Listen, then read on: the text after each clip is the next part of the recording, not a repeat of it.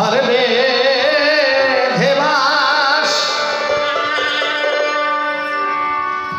করব বন্ধুর চলবার পথে পাশে গো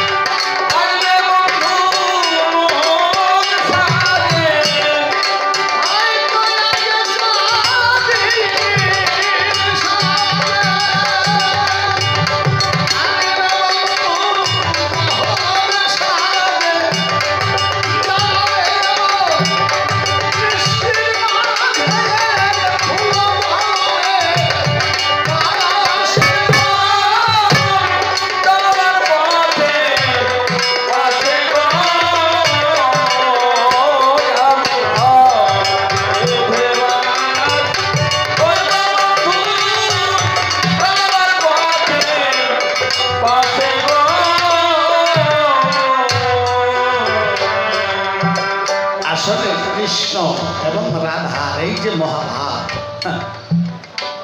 এটা নিয়ে মানুষ চিন্তা করে, ভাবতে ভাবতে যে যতটুকু বোঝে, যেমন বোঝে সে সেই রকম প্রকাশ করে।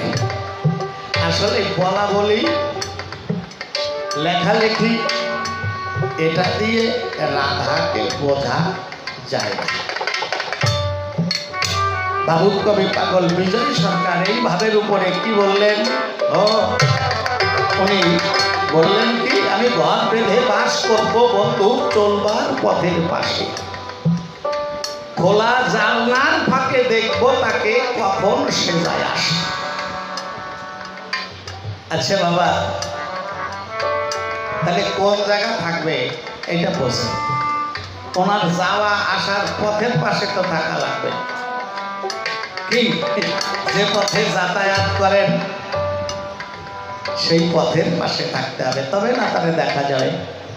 কিন্তু রাধার বক্তব্য কি? তুমি বাসো বা না বাসো ভালো, তাতে দুঃখ নাই, কেবল তোমাকেই বাসিব ভালো, আমি এই ভিক্ষা চাই। তাহলে কৃষ্ণ যা যা ভালোবাসে, হ্যাঁ, তাই তাই দিয়ে বাড়িটাকে সাজায়। বাড়ির পাশে ফুলের বাগান,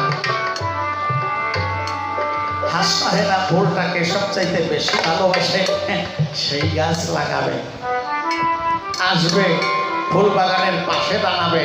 এরপরে কি বলছে? ও তাতে যদি নির্দয় বন্ধু হৃদয় নাহি মানে, ফুল তুলে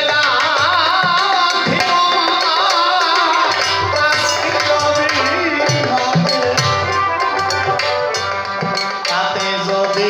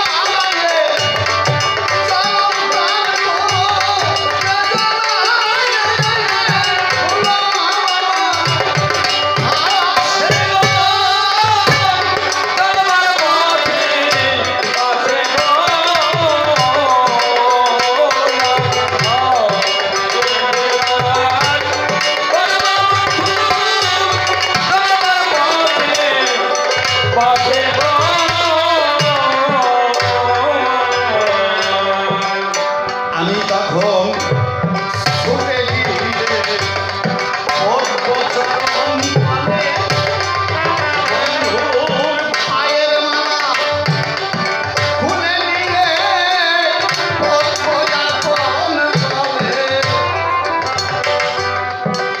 আমি তখন ছুটে গিয়ে পদ্মচরণ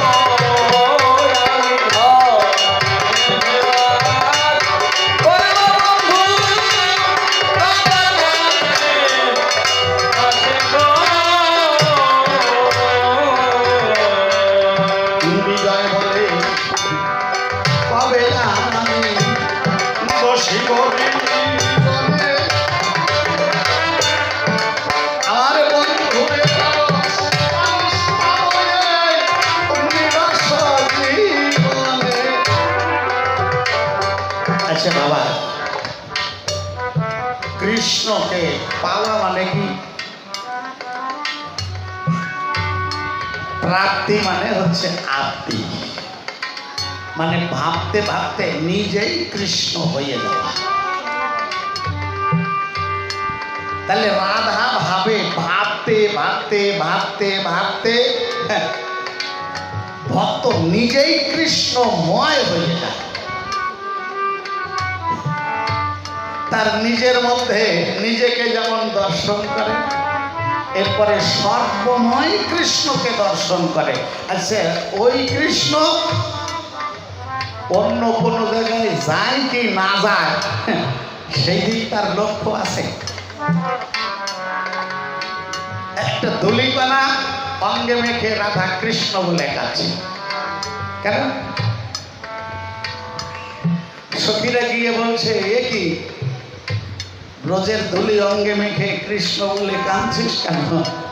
বলছে, তোরা তো বলিস ধুলি, আমি তো দেখি না ধুলি, আমি দেখি এইটাই হচ্ছে কৃষ্ণ বনমালী, মানে ধুলির মধ্যে কৃষ্ণ বনমালী। তমাল বৃক্ষকে জড়িয়ে ধরে কৃষ্ণ বলে কাছে। সখীরা গিয়ে বলছে, বিধুমুখী, এটা একটা বৃক্ষ দেখি, এই তমাল বৃক্ষ জড়িয়ে ধরে কৃষ্ণ বলে কাঁদছিস কেন? বলছে, তোরা যারে বলিস বৃক্ষ, আমি দেখি এই তো আমার কৃষ্ণ কমলা। কৃষ্ণের প্রতি তার কত বিশ্বাস, কৃষ্ণের যত শক্তি না আছে রাধা তার চাইতে বেশি করিয়ে কৃষ্ণকে পাওয়ার ভুল করেছে। কি বললাম? কৃষ্ণের যতটা শক্তি না আছে রাধা কৃষ্ণকে তার চাইতে পাওয়ার ভুল তৈরি করেছে। কিভাবে? রাধা রানী দেওয়ালের গায়ে একটা কৃষ্ণের ছবি অঙ্কন করেছে, তবে অর্ধচিত্র কোটিদেশ পর্যন্ত লোয়ার পোর্শন পা হাত দেয়। সখীরা গিয়ে বলছে, বিধুমুখী, একটা হস্ত অঙ্কিত কৃষ্ণের চিত্র দেখি, চিত্রটা বড় সুন্দর হয়েছে, কিন্তু চরণ দিলি না কেন? রাধারানী বলে, চরণ দাঁড়িলে হাঁটিয়া যাইবে সে, সন্দেহ আইল মনে, ওরে পা দিলে আইটা যাইব, ওই জন্য পা দেয় না। সখীরা বলছে, বলিস কি, হাতে অঙ্কন করা চিত্র এ যায় নাকি কোনো জায়গায়? আইডিয়া তাই যায়। চলেলো সখী চলে, কপাল গুনে চলে, যদি তাই না হতো কথা নয় অসঙ্গত, শ্রীমৎস রাজার পোড়া শোলবাসকে লাভ দিয়ে বালাইতো জলে। শ্রীবৎস রাজার পোড়া শোলবাস যদি জলে বালাইয়ে যায়, তাহলে পা দিলে ওইটাও জড়িয়ে যাবে। তাহলে রাধা সর্বময় কৃষ্ণকে দেখে, নিজে কৃষ্ণময়। কৃষ্ণ আর রাধা অভেদ, কোনো ভেদাভেদ নাই। লীলার জন্য বৃন্দাবনে এসেছে, শ্রীদাম অভিশাপ দিয়েছে 100 বৎসর বৃন্দাবনে কৃষ্ণ অদর্শনে রাধাকে কানতে হবে, কিন্তু বৃন্দাবনে নিধুবনে প্রতিটি রাত্রে রাধা কৃষ্ণের মিলন হয়।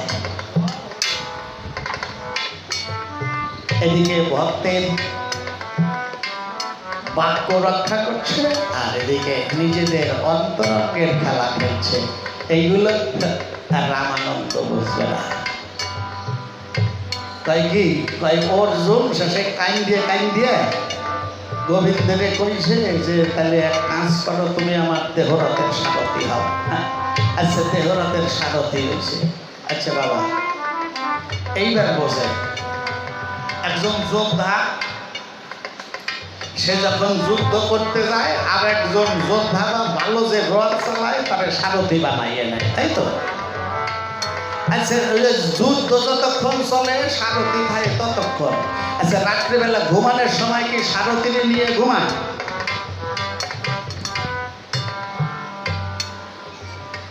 কি তোমরা কর, তোমাকে বাড়ির মালিক সে একজন চাকরকে খুব ভালোবাসে, তারা খুব বিশ্বাস করে, চাকরের কথাই দিন ভরে যে জায়গা পাই সেই জায়গা যায়। তাই বলে কি চাকর তোমার চাইতে তোমার স্বামীরে বেশি করিয়া ভাই নাকি রাত্রিবেলা সয়কারে নিয়ে চাকরে নিয়ে না তোমারে নিয়ে কি তোমরা হাসো না আমার দুঃখে হাসো আমি ঘরে ভাবি এই বুদ্ধি নিয়ে রামানন্দ ওই লোকই খাইছে